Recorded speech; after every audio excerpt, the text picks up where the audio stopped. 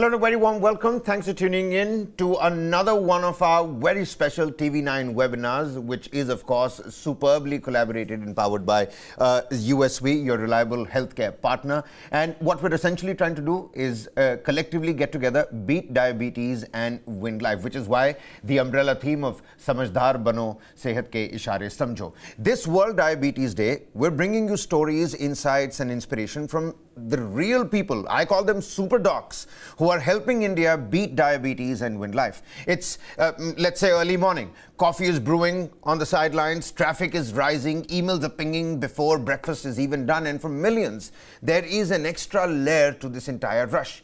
Quietly checking a glucometer, making a mental note of lunch carbs or slipping a small medicine strip into your work bag. And this is daily reality for those that are managing diabetes whilst balancing careers, their families and life's endless demands. And today we talk about diabetes not just as a condition but as an ongoing journey, a way of life, of self-care, of alertness and everyday victories. Because at the end of the day, let's not forget, one has to be Samajhdaar and understand the signs of bodily health. Hence the umbrella theme, like I mentioned before, the Samajhdaar Bano 𝗗𝗶𝘀𝗃 Samjho.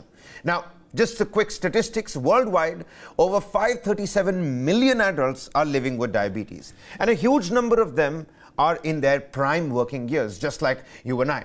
For working adults, diabetes can mean more sick days, higher stress, and even early retirement. Studies show people with diabetes may miss 2 to 7 more work days each year compared to others. You might think that's not a lot, but adding up to billions in lost productivity and rising health costs. But statistics tell only half the story, because there's the emotional toll too. Stress, anxiety, depression.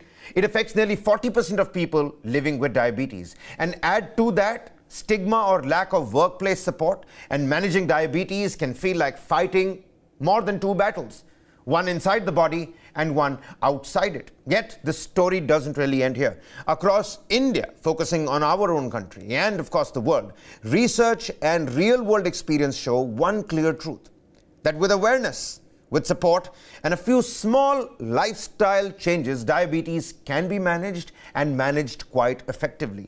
Flexible work schedules, wellness programs and open conversations at the workplace can help employees stay healthier and happier and help companies build stronger, more empathetic teams. And to decode exactly how India can beat diabetes and win life, we're joined by an esteemed panel of experts, and I call them super doctors. Let me quickly introduce them to you. Dr. Anjana, RM, Managing Director and Consultant, Director of Dr. Mohan's Diabetes Specialties Center in Chennai. Many thanks for taking out the time, Dr. Anjana. She's been doing some superb work. We'll get to that as well. Dr. Hemant Thacker, Consulting Physician and Cardiometabolic Specialist, Jasjeet, Breach Candy and Reliance HN Hospitals in Mumbai. He's a big man. Too many feathers in his hat as well. And Dr. Jasjeet Singh, the man with the beautiful suit that you can see, Director, Endocrinology and Diabetes, Medanta Gurugram. You know, many thanks, doctors, for taking out the time. Let me quickly get the snowball rolling here. Let's start easy for those who really don't understand. Dr. Anjana, what really is diabetes? Is it you consuming more sugar? Is it the lack? Is it the fact that your body can't fight breaking down a lot of sugar? What really happens? Because in India, diabetes means meetha mat khao. Thank you, Kabir, for that. Diabetes simply means high blood glucose. That's it. Glucose is a primary fuel for the human body. Everybody needs glucose. Glucose is generally broken down by the hormone called as insulin, which is secreted in your pancreas. Now, if you don't have enough insulin in the body, then you don't have enough hormone to break down glucose. So that can give you diabetes. Or you can have enough insulin, but it's not working very well. Or you could have body fat that is interfering with the working of insulin. So any of these conditions can raise your blood glucose. It can be, the meetha mat khao is a separate story completely. That's probably carb cum cow is probably better said for that. Oh, carb, I mean, don't consume a lot of carbs. That's what you're saying. Less So all those out there with a sweet tooth, seems to be some good news on that particular front. It's not about how much sweet you take. I think carbs is what needs to be looked at. But holistically, let's not trivialize this matter, Dr. Anjana. Can you break down, a balanced plate? What would that look like for somebody, let's say in their 20s to 30s, between that age gap? Because these days you've got so much of fast food. We use our mobile phones almost for pretty much anything. Fast food, it'll come to you in 15 minutes, in 20 minutes, depending on that time. So what should a plate really look like? So your thali, let's just put it simplistically, divide it into half first. One half of it, 50%, fill with green leafy vegetables. Okay, fruits and vegetables are fine in a non-diabetic person, but remember, fruit doesn't mean banana and vegetable doesn't mean potato, because that's what 90% of it is consumed. So green leafy vegetables, the healthy stuff, put it in half your plate. The other half divide into 2 quarters. So 1 quarter is for your carb. Okay, so that in whatever you like, rice, wheat, doesn't matter, right? And in the other quarter, you make it full of protein. So you pick animal protein if you like, you pick plant protein, doesn't matter, fill it with protein. So that's the overall, water's on the side, dairy's on the side. So all of this together is what a healthy plate looks like.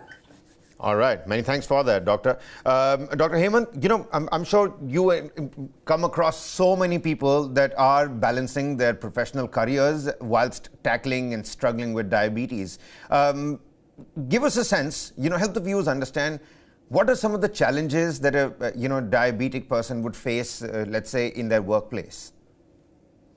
So this man who's been diabetic for more than 5 years, when he comes to office, if he is well controlled, there's no problem. But you know that only 20 or 25% of the patients reach their target sugars.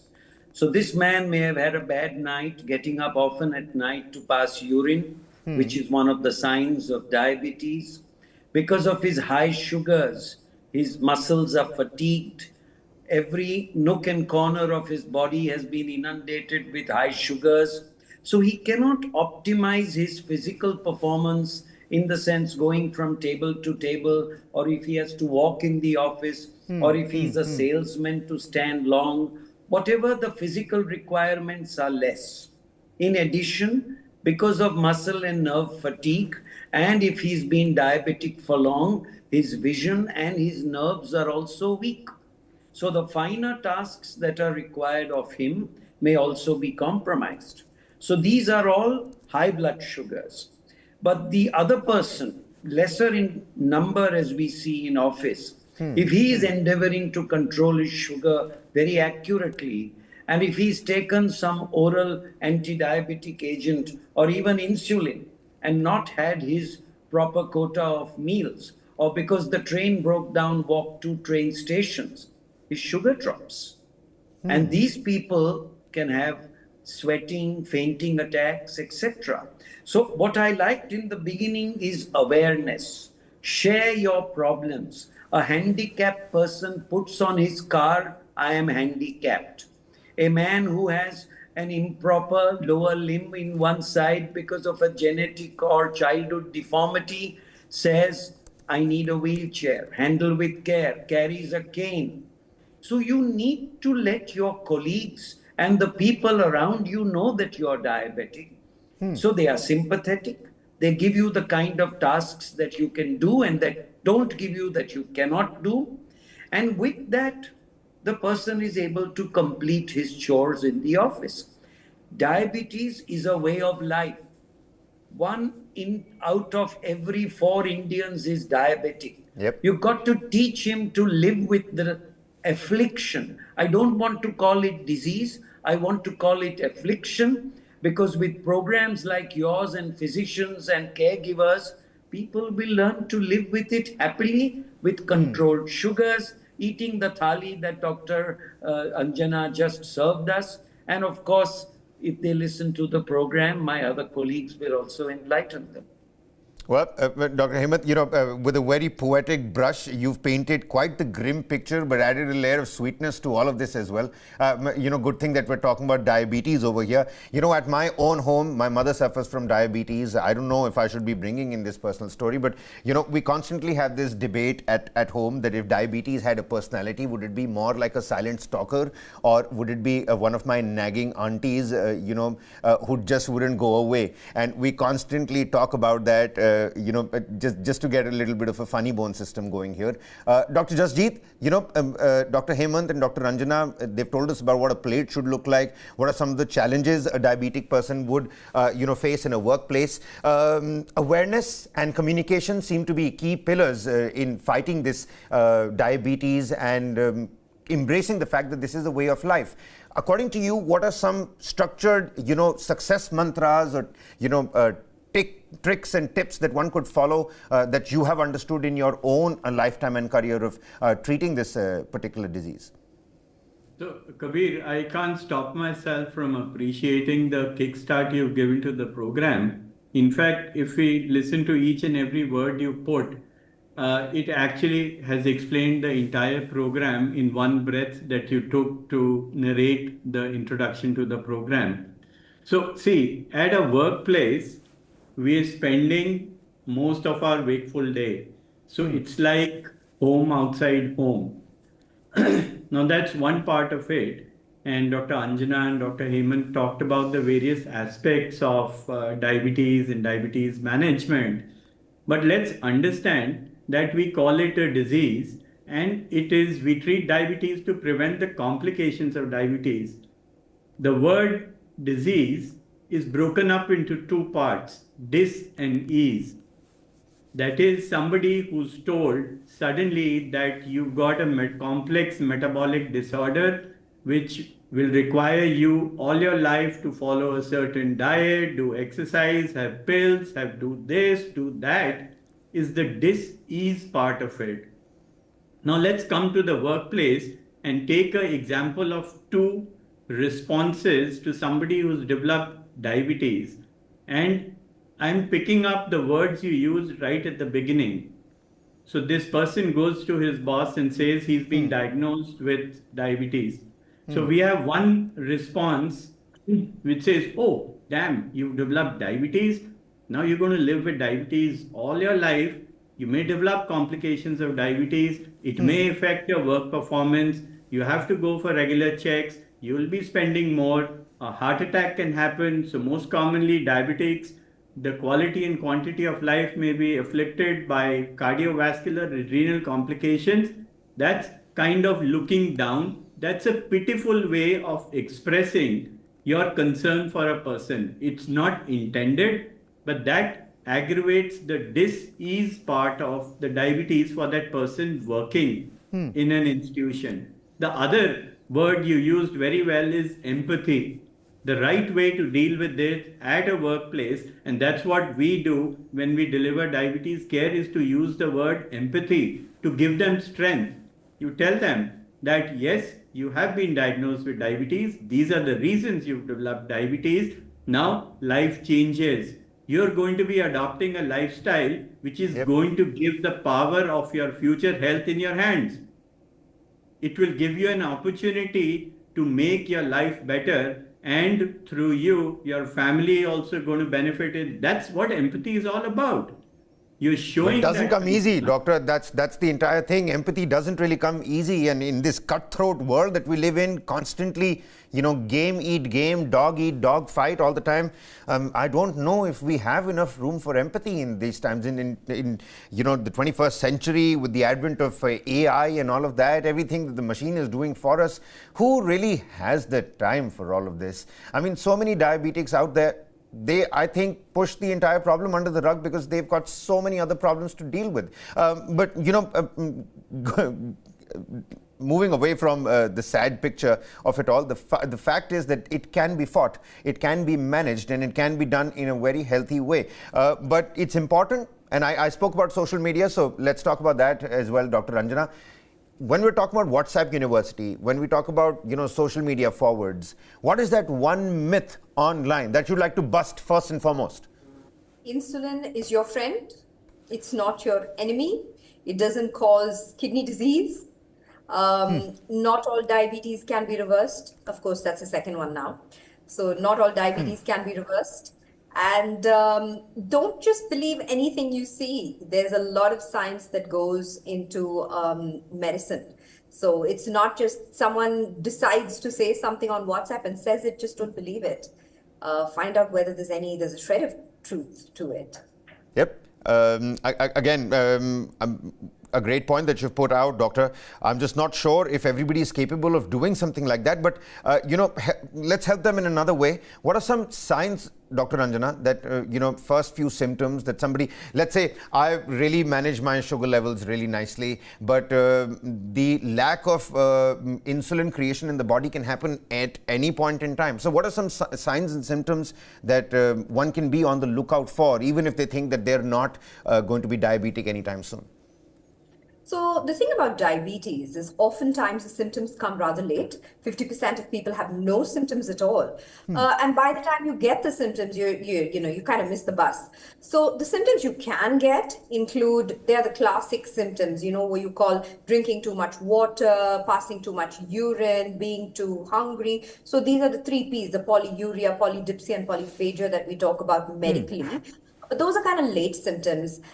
You could have very vague symptoms, feeling tired, not having, aches and pains, itchiness, wounds not healing, itchiness in the private parts, etc. So it really depends. And depends on the type of diabetes, it depends on the person, the age, circumstances, etc. But I would urge people not to wait for symptoms to come. In India, we have 101 million people with diabetes, and we have shown that the age of onset of diabetes in the age group of 25 to 34 years. So that's a shift to left by about 2 decades compared to any Caucasian population. And we are talking about an active workforce. So in this population, it's very unlikely that you're going to get symptomatology at that age. So it's better to look ahead of the symptoms. It's called screening. That will help you prevent. So looking at especially if you have family members, you probably do have family members with diabetes, you are probably overweight or obese, things like that. It's better to screen early on because the symptoms are rather late. What exactly screening means, Dr. Anjana? Is it a particular kind of test? Is the glucometer enough, or is there some other test that needs to be done? So the standard test is called a glucose tolerance test, or a GTT. For someone without diabetes, you give them glucose and then you check sugar a couple of times a day, but that's in the clinic.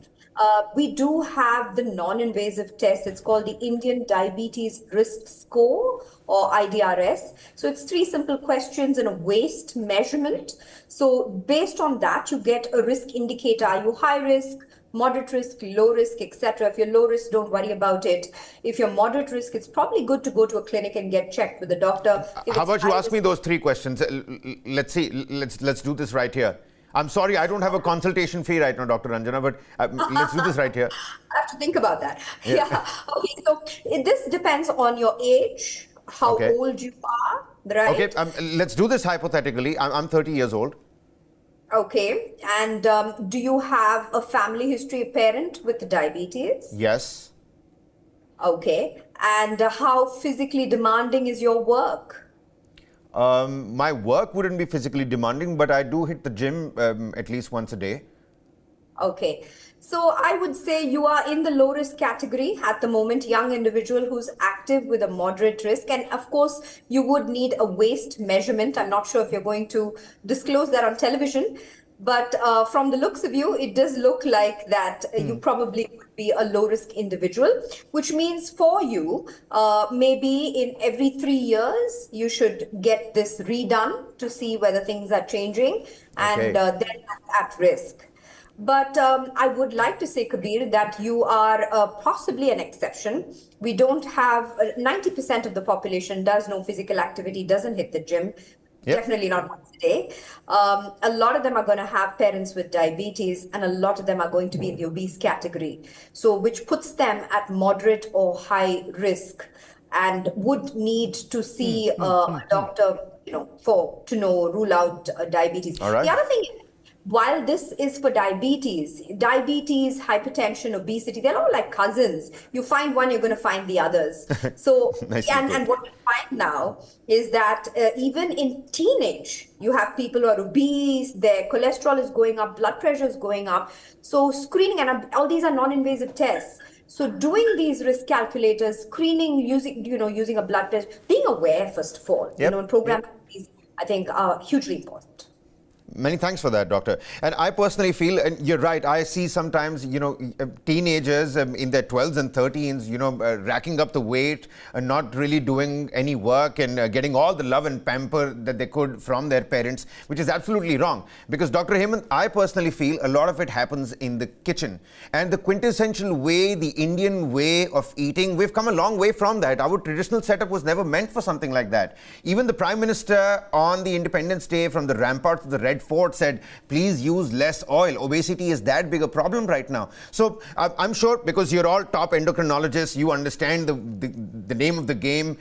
Your kitchens would be functioning much better than quote-unquote Michelin star restaurant somewhere, which is adding all kinds of calories in your food just to make that small little entree look really great and gourmet-esque. So when it comes to the kitchen, Dr. Hemant, what really does need to change? I come from a point of view that if you're quote-unquote fat and unhealthy and you're under 20, that's unpatriotic, isn't it? But that's a different thing altogether.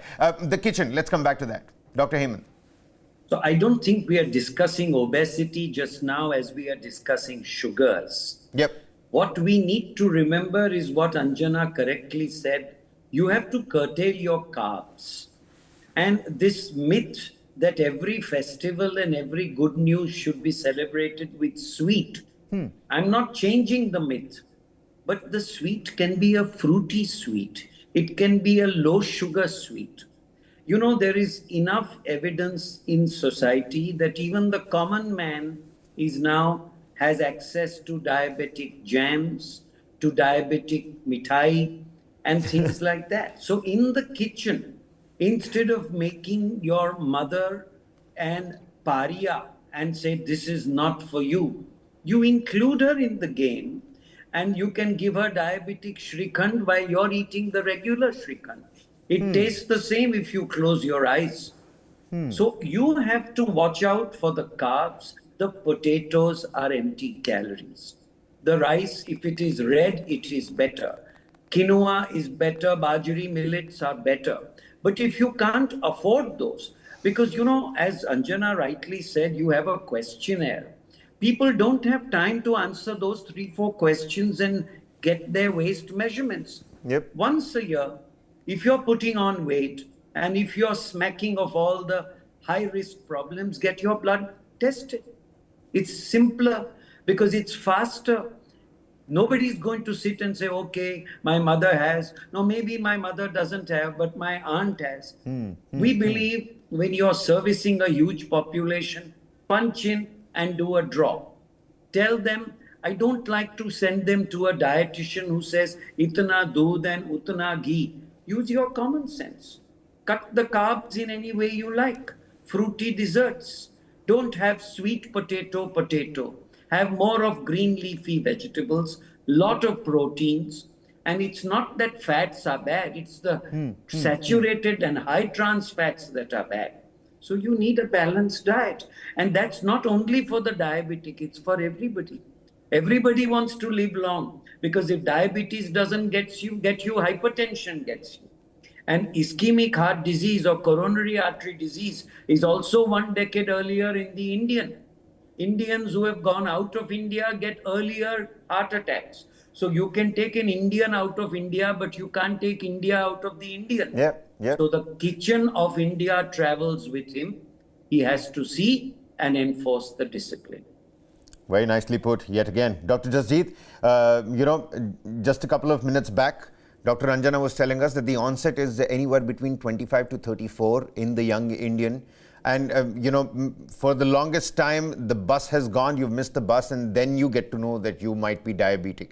But on the other end of the spectrum, doctor, what are some warning signs that one should, never overlook, certainly?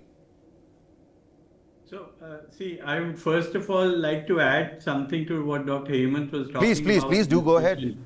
I'll just make a 10-second diet plan for everybody who's tuned in.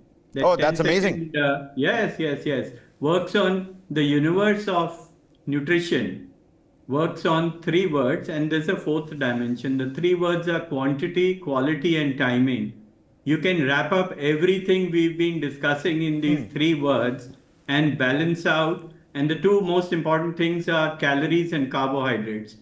The 4th dimension of nutrition is why we eat things that we eat. Why do we love a rasgulla and why we, less like Karela? Just an example, a passing thought. That's a different session we can dedicate to. Absolutely. So coming back to, so that's how a nutrition plan should be perceived. And Dr. Hemant very rightly said, these are very simple things. If we just follow our grandparents and the elderly people in the house, you get the best, perfect diet plan to follow. Coming back to your question, is about warning sign. Dr. Anjana very rightly said, a large percentage of people with diabetes are asymptomatic. So screening and finding high risk population and doing the test is the right way. However, when we talk about people who've already developed diabetes, now can the symptoms guide to seek complications? Well, the answer is yes. But a lot of those complications may be asymptomatic. For example, we look at the eye. The disease has to progress a lot before it leads to decrease in the vision. You talk about the heart, the arteries would be stenosed or blocked to a very large extent before they start developing chest pain or angina. Same is with the kidney. However, the nerves of the feet, when they get involved, the patients may complain of tingling, numbness, abnormal sensations, which are more so at the night. So that must warrant, oh, there is something happening. And the dictum in diabetes care and screening for complications is that if there is one complication, the risk of all the complications increase. So even the most subtle of symptoms, unexplained fatigue, weight loss, excessive thirst, means that your sugars are uncontrolled. The nerves, you have abnormal sensations, you get short of breath. Look at the heart, you get swelling on the feet. It could be the kidney be involved. Your vision is going down. The eyes may be afflicted. So these are the very basic things which should not be considered as casual symptoms. Each symptom, if the patient tells a doctor, has a meaning. It's affecting them. Pay heed and follow them up. All right. To all the doctors on the panel, we've got some, audience questions. Many of them have already been answered. Roshan has asked, Doctor, what are the biggest daily challenges people face? We started with that. Pankaj has asked, many people fear insulin or strict diets after diagnosis. How can they overcome that fear? I think we haven't picked that up. So any of the doctors, whoever wants to take this particular question up, people fearing insulin or strict diets after diagnosis, and how do they overcome that particular fear? Not a punishment. Insulin is a remedy. When you went to the eye doctor and he gave you a pair of glasses, did you feel punished? And the strict diet was also not a strict diet where he was anti-sugar. He just asked you to rationalize it. And who says that every diabetic must get insulin? There are so many oral anti-hypoglycemic agents. There are so many other injectable non-insulin agents. So these are therapies. I don't think social media or Dr. WhatsApp should cloud it up and scare people with the carrot and stick approach where the needle of the insulin looks like a devil and the carrot looks like the forbidden fruit. That's all I would say. Yeah. So can but you see, Dr. WhatsApp has so much of accessibility. There's another question, Dr. Jasjeet. Yash has asked, how much does stress really affect the blood sugar levels? Oh, that's, I was waiting for that question to bounce up. So see, we have conventional risk factors, we have nutrition, we have physical inactivity, all these things are measurable. But stress has a very large role to play in causation of the disease and in management of the disease too. There is no methodology where you can measure the amount of stress. There is no stressometer. There's a blood pressure apparatus. There's a glucometer. You can measure them with precision, but there is no measure of stress. Oh, I'm having so much of stress. But it does impact all health parameters, any and every parameters. So the ideal part of a treatment for all non-communicable diseases is centered around nutrition, fitness, drugs, regular follow-up, have good sleep hygiene, and try to limit the stress levels. You may call it meditation, yoga, introspection, taking help from a psychologist. There's nothing wrong in any one of them. That's the holistic treatment of not just diabetes, all non-communicable diseases. You know, Dr. Anjana, we're coming to the, towards the end of this riveting discussion. It would be real injustice if I didn't speak about Tandav. We do need to throw some light on that. What inspired you to create this dance-based exercise? I do understand in India, dance is more than just a cultural art. It's a celebration of life. We love to do it. Yet, there are studies now that say sitting is the new smoking. So, what inspired you to create this dance-based exercise like Tandav, and specifically for young girls in India? So, I've been working with physical activity. As Sir just mentioned, diet and physical activity are like the cornerstones of treatment of any chronic disease. So with trying to make people more active and doing it for more than 10, 15 years, I failed quite miserably, because outside of a traditional program, people were not ready to be active. They do it for a period of time. If you push them, yes. And even in a program, there were huge differences between men and women. So people would come together, men would be happy doing the program, and then the woman would have problems. She's either shy, or her father doesn't like it, or her husband doesn't like it, or her grandfather doesn't like it, doesn't matter. But, there are some social barriers to a woman actually exercising. Moreover, see, children are okay as long as they're prepubertal. At puberty, the problems start, and not just physiologically, but socially. Girls can't go out, they can't go to the playground, they can't mix with boys, they can't do any kind of activity, and so this gets curbed. This woman then gets, married, she gets pregnant, she has a couple of kids, and she has all of chronic disease by the end, or even, through this journey. So the importance of physical activity on its own cannot be overstated. I mean, it's so important for everybody, especially for a woman.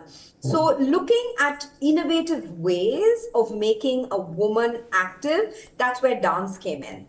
And dance is something that is traditionally accepted in our culture for any age group, especially for women. So trying to incorporate principles of exercise, I do not know if you've heard of HIIT, it's high intensity interval training. So incorporating HIIT into dance is what Tandav is all about. So it reduces the time required. 60 minutes per day is a large ask for a woman in India. It's a huge barrier. So Tandav, it makes you do high intensity activity for a short period of time. So it's only 10 minutes. Needs to be done a couple of times a week. It has the latest Bollywood, Mollywood, Tollywood songs that, the young crowd generally vibes to. In a 10-minute routine, you have 4 such songs. So there's 2 minutes high intensity activity where you have 80 to 90% of heart rate for age. Then you have a 30-second low, which brings down your heart rate to 50 to 60% for age. You do this 4 times with 4 different songs. And by the end of it, you've got all the exercise that you need. So this was an idea, a concept. At beginning, I myself tried it out with colleagues here at MDRF, and after that we went on to test it. We went to the St. John's Physiology Lab. We actually wanted to start with women, Kabir, but unfortunately we had very few women who meet the fitness levels who could do HIIT. So finally we ended up with girls. Even that was hard. We trained them. We then had to do What's the response like now? What's the response like now? Are more and more people joining it? It's thousands of women now and girls. Wow. We have girls and their moms together. We have published, we went to schools. We've done it in school, massive programs. So I must say the uptake has been fantastic.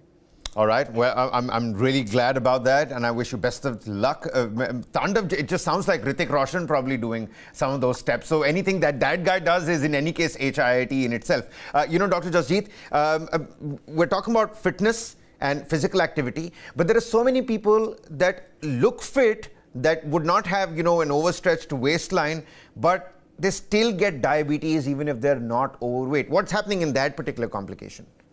So the answer to that comes from genetics, and it's a very peculiar phenotype that Asian Indians have. So you take a Caucasian and an Asian Indian who have the same weight, the same BMI. The Indian on an average would house larger amount of total body fat. That's one part. But the more pathological part of this fat distribution is centering of the fat around the abdomen. So the next 100 men you would notice that most of the fat is centered around the belly, which is what we call as the abdominal fat or the visceral fat. And that is one of the most important pathological reasons why non-communicable diseases, including diabetes, is more prevalent. So there's this genetic and ethnic predisposition. On top of that, the environmental insults just makes it happen much earlier. And there's one factor which we rarely talk about is what we call as epigenetics. It's the effect of the environment in inducing new onset heritable genetic changes which may manifest a disease at this young age. So imagine a young person in the 20s who has no family history of diabetes, has a phenotype like you described, suddenly develops diabetes. So we have to look for reasons. So we say stress, we say you're working too hard, you're taking too many things on you, but we usually discount what is changing in the environment. Every day we hear about environmental pollution, PM 2.5, this, that, cloud seeding. That is a very important role to play and may be contributing to the younger onset of diabetes and all other non-communicable diseases in our population. Dr. Hemant, you earlier said that when an optician gives you a spectacle, you don't look at it as punishment, don't you? I mean, in my case, it was my father's choice of the frame that, sound like more of a punishment for me. But if we were to go back to that particular fact and talk about one feel-good habit that every diabetic should start from today, that doesn't sound like a punishment. Let's end that show on that particular note. Dr. Hemant. All I would say is get off 2 bus stops before your house and walk those 2 bus stops home. You'll feel fresher, you'll burn calories, you'll look leaner, your sugar will also get burnt. So your wife can reward you with a low sugar sweet when you go home. You've killed 5 birds with that one walk. Your heart, your muscle, your sugar, your BP, and that barfi which she gives you. Well, from awareness to action, this World Diabetes Day, with the super docs on the panel, let's pledge to take charge of our health. Before we end this, Dr. Anjana, the India Works Diabetes Prevention Program and scaling that particular front, what inspired you again to bring a diabetes prevention program into Indian workplaces? How big is that setup? Quickly throw some light on that before we end this discussion.